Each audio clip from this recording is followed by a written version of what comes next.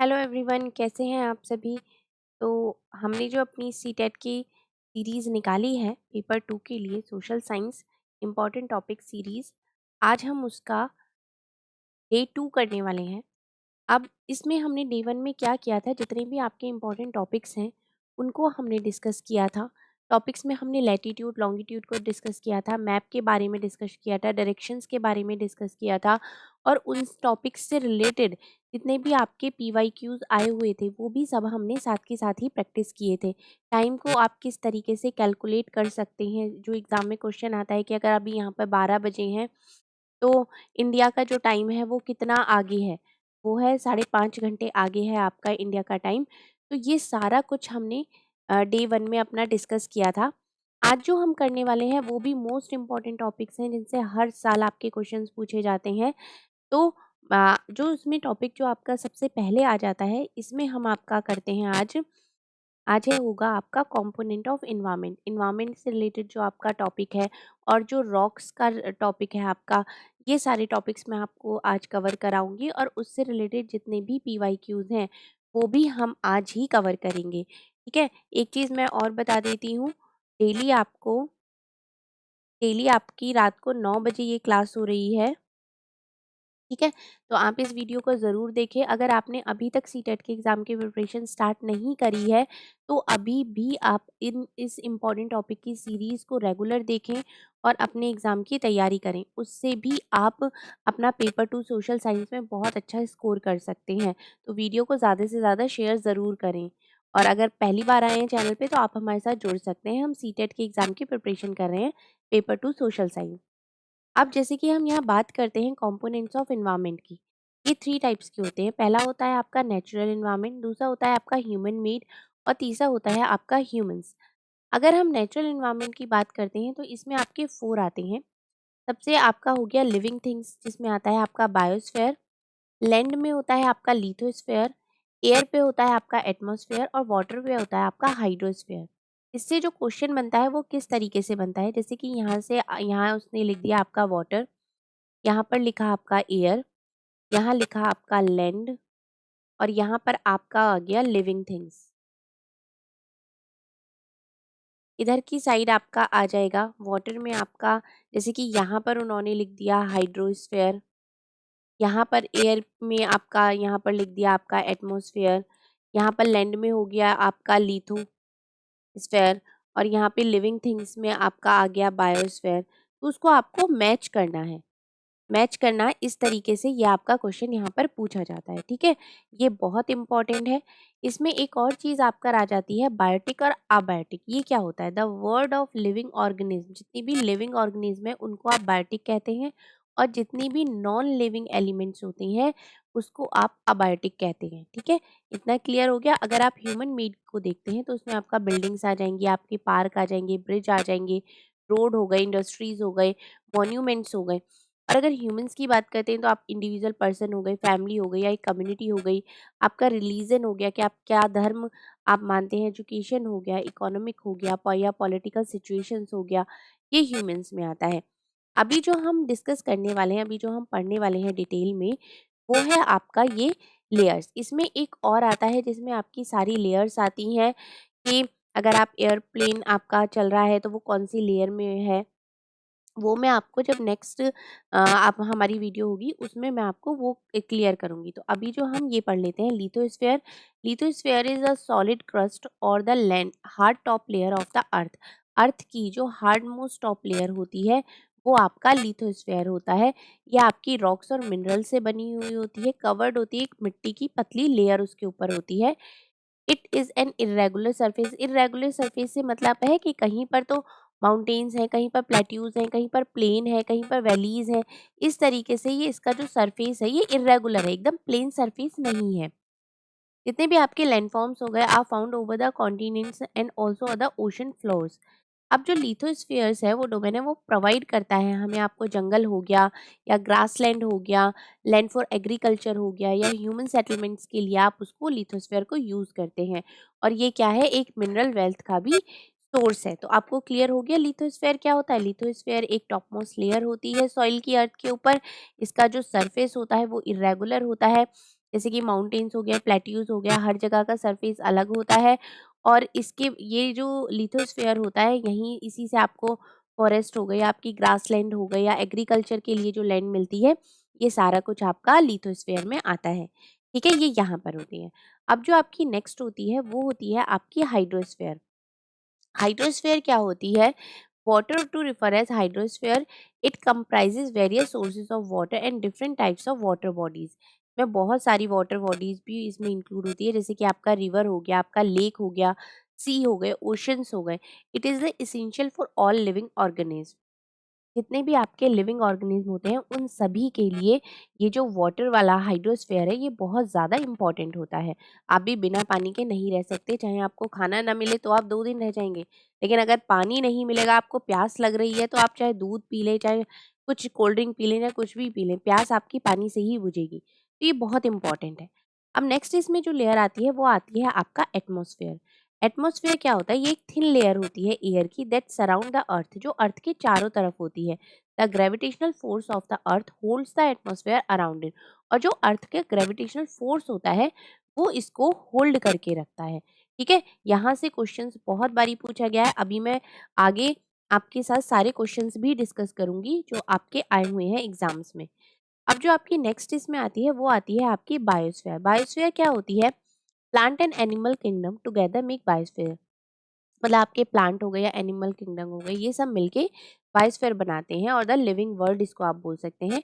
It is a narrow zone of the earth where land, water and air interact with each other to support life. Biosphere में क्या होता है? आपका जो land होती है, वाटर होता है, जो एयर होता है, वो एक दूसरे के साथ इंटरेक्ट करता है, जिससे कि जो आपकी ये लाइफ है वो सपोर्ट करते हैं उसको, एक दूसरे के साथ इंटरेक्ट करके। ठीक है, ये आपका पॉइंट यहाँ पर क्लियर हो गया। उसके बाद हम आगे एक और पॉइंट देखते हैं जो कि काफ़ी इम्पोर्टेंट आपका है। ये है आपका ओलंपिक रिंग्स। क्वेश्चन ये भी बन सकता है कि कितनी ओलंपिक रिंग्स होती हैं? 5 ओलंपिक रिंग्स होती हैं। ये किसको रिप्रेजेंट करती हैं? ये आपका करती हैं Africa, America, Asia, Australia and Europe. आप इसको A4E करके भी आप इसको बना के याद कर सकते हैं। ए से अफ्रीका हो गया, अमेरिका हो गया, एशिया हो गया, ऑस्ट्रेलिया हो गया, और आपका यूरोप हो गया। तो यहाँ से भी आपका क्वेश्चन आने के चांसेस है, इसीलिए मैंने इसको यहाँ पर पॉइंट को ऐड किया है। अब अगर हम आगे देखते हैं, यहाँ से भी क्वेश्चन आपका आया हुआ है। ये है आपका इंटीरियर ऑफ द अर्थ। अर्थ है ये, अर्थ के इंटीरियर में अगर आप देखते हैं तो ये सबसे नीचे आता है आपका इनर कोर, जो सबसे अंदर होता है, ये यहाँ तक।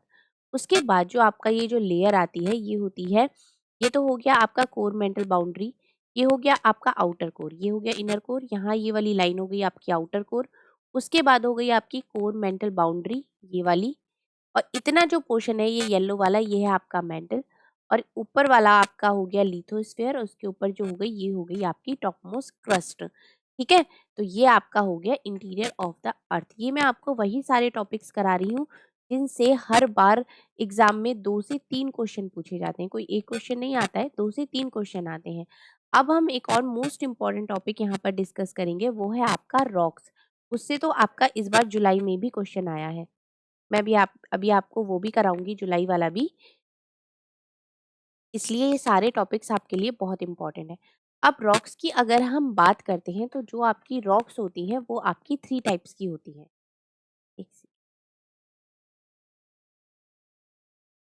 आपकी जो हाँ जी, रॉक्स हैं वो होती हैं आपकी 3 टाइप्स की। 3 टाइप्स में जो आपकी सबसे पहली रॉक आती है उसको आप बोलते हैं इग्नियस रॉक।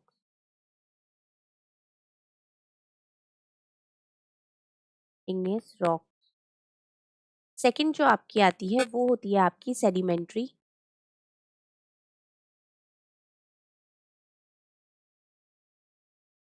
Sedimentary rock. और जो आपकी थर्ड नंबर पे आती है वो है आपकी मेटामॉर्फिक।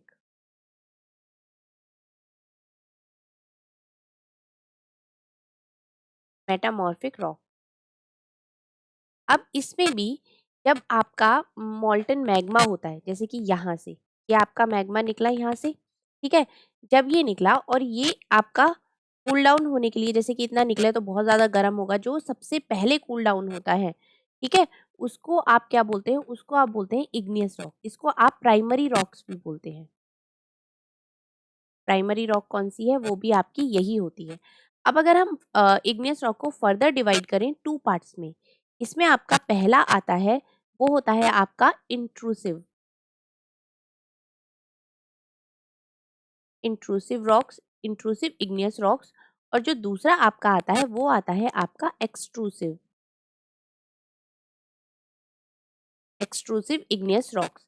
ठीक है, मैं पहले आपको ये इग्नियस रॉक्स वाला क्लियर करती हूँ, उसके बाद मैं आपको सेडिमेंट्री और मेटामॉर्फिक क्लियर करूंगी। ये एक प्राइमरी रॉक आपकी होती है। इंट्रूसिव मतलब जैसे कि ये मोल्टन मैग्मा है, ये आपका आया, ये अगर अर्थ के आउटर सरफेस पर है, क्रस्ट पर है, आउटर सरफेस पर ये कूल डाउन हो रहा है, तो ये आपका होगा एक्सट्रूसिव। ठीक है, ये आपका क्या होगा? ये होगा आपका एक्सट्रूसिव रॉक होगा। ये क्या होता है? ये बहुत ही फाइन ग्रेन्ड एक तरीके से आपका स्ट्रक्चर क्रिएट करता है, बहुत ही फाइन स्ट्रक्चर इसमें आपका होता है। फाइन स्ट्रक्चर, फाइन स्ट्रक्चर आपका होता है, और जो इसका एग्जाम्पल है, एग्जाम्पल से भी आपका क्वेश्चन आ जाता है। इसका एग्जाम्पल है बेसाल्ट, और जो आपका डेक्कन प्लेट्यूज है वो इसी रॉक से बनता है। जो आपका डेक्कन प्लेट्यूज है वो आपका बेसाल्ट रॉक से ही बनता है। तो यहाँ से क्वेश्चन डेफिनेटली आएगा, तो इस टॉपिक को आप बिल्कुल भी मिस मत करिएगा।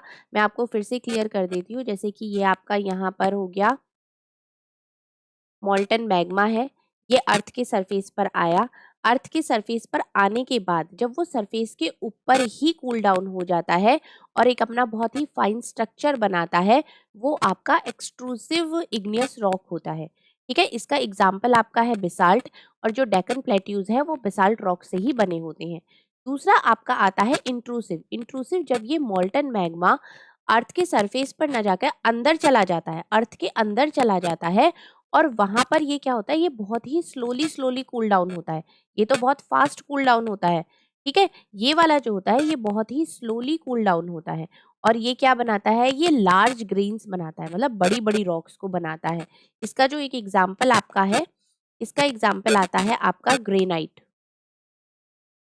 जो ग्रेनाइट होती है ना, वो इसी रॉक से बनती है, आपकी इंट्रूसिव इग्नेस रॉक से बनता है।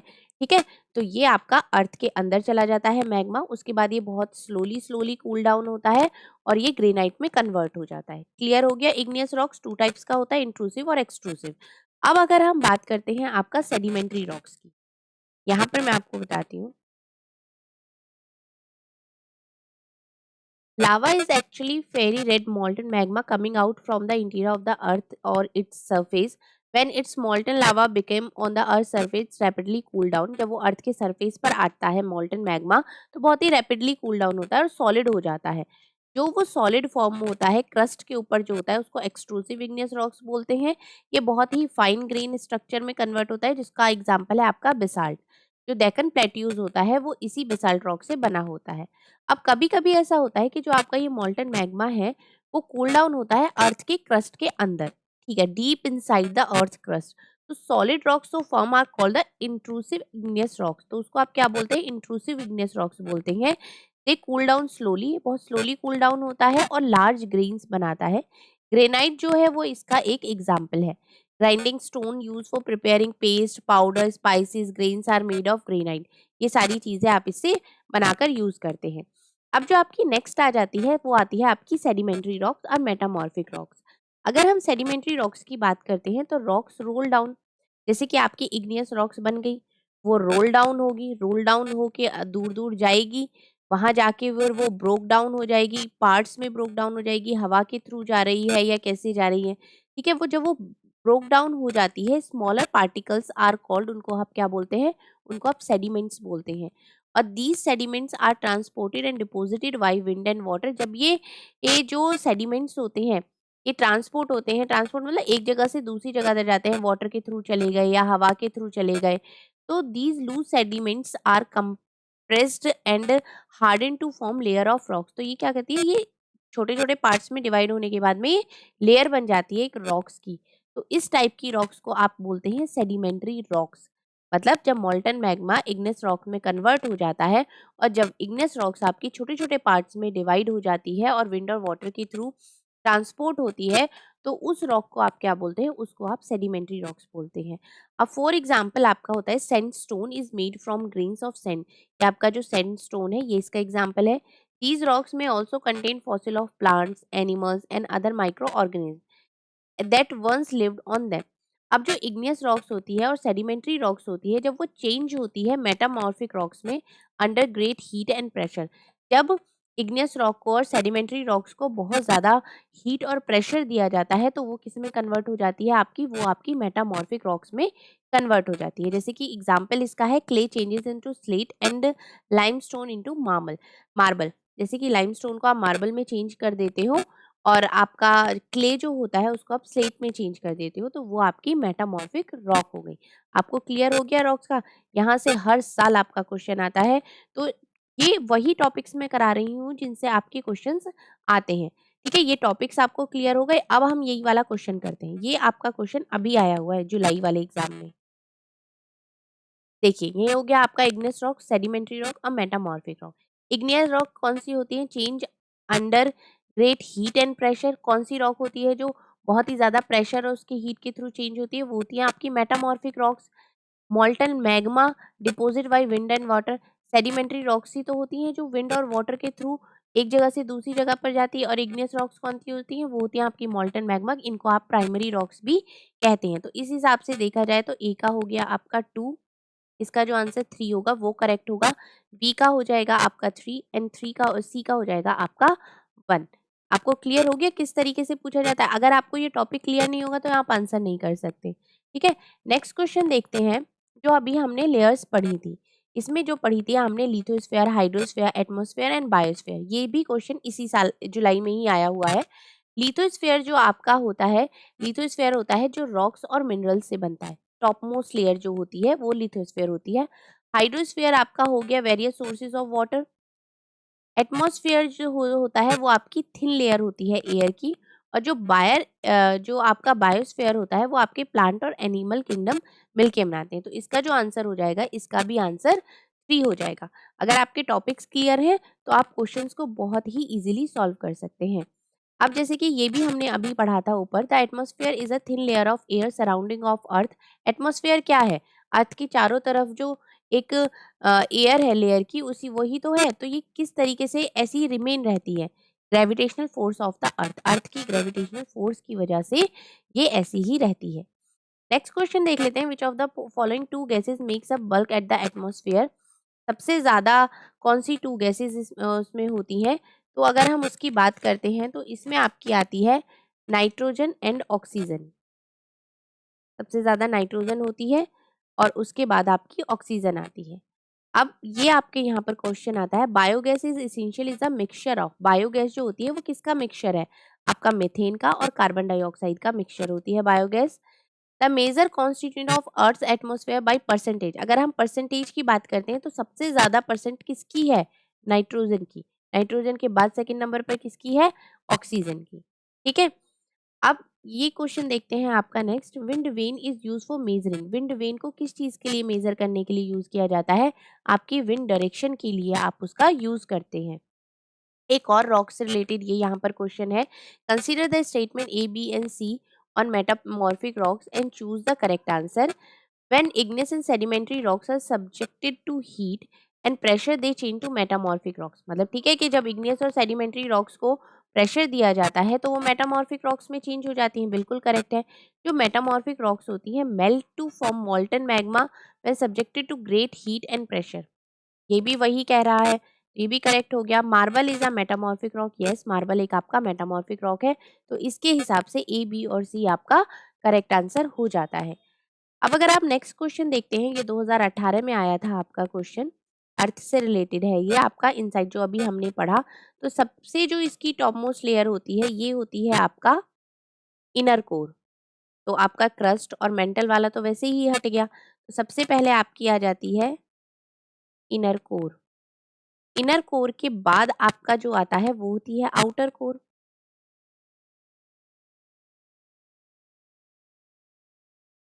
आउटर कोर आउटर कोर के बाद आपका कौन-सा आता है? आउटर कोर के बाद आपका आता है मेंटल। और मेंटल के बाद जो आपकी आती है वो सबसे जो टॉप मोस्ट लास्ट में होती है वो होती है आपकी क्रस्ट। तो इस हिसाब से भी इसका जो आंसर नंबर 3 होगा वो करेक्ट होगा। तो आपको टॉपिक्स अच्छे से क्लियर हो गया होगा, होप सो। आपके जो क्वेश्चंस थे वो भी इस टॉपिक से रिलेटेड जितने भी आए हुए थे वो सारे मैंने करा दिए हैं। अब हम नेक्स्ट क्लास में नेक्स्ट कुछ टॉपिक्स को डिस्कस करेंगे।